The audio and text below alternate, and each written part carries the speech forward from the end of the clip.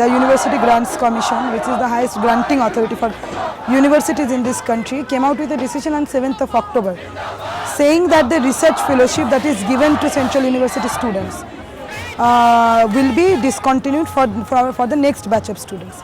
People have been able to connect it with the larger policy of fund cut in higher education, because for quite some time now the government is trying to reduce budgetary allocation for higher education. In the last budget there was 9% cut in budgetary allocation for higher education. At the same time the government is going to sell out Indian higher education in the hands of World Trade Organization by this December. So the Indian government is going to commit to WTO that Indian higher education be treated as a tradable service in the global market. Once that is done, we'll lose our sovereignty. Our government will lose its sovereignty to decide upon the policies on higher education itself, because then it will be bound by the international laws related to WTO, and we know that intrinsically the WTO laws are structurally they favor the developed nations. The World Bank document says that let third world not spend on its higher education. Higher education will be done in the West, knowledge will be created there, it will be implemented in India, in third world countries like us. And we believe research is an extremely important job for third world countries.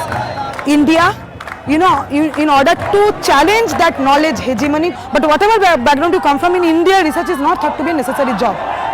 That is why the state has to give state support if it wants to create knowledge. If we want to be a country which is self-reliant, which has its own knowledge base, the state has to give research fellowship.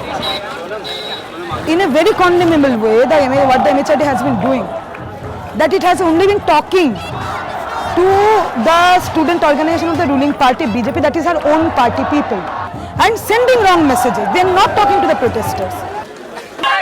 We have faced police crackdown, our comrades have been lathi charged, they have been hospitalized.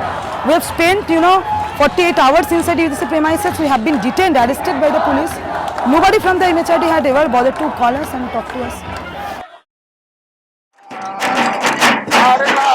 So we are saying that we will sit here till Ved Prakash, the UGC chairperson, or MHRD comes out clean on 4 of our demands, that is to increase the fellowship, continue with the fellowship, give it to everyone without any merit or economic criteria, and also extend it to state universities.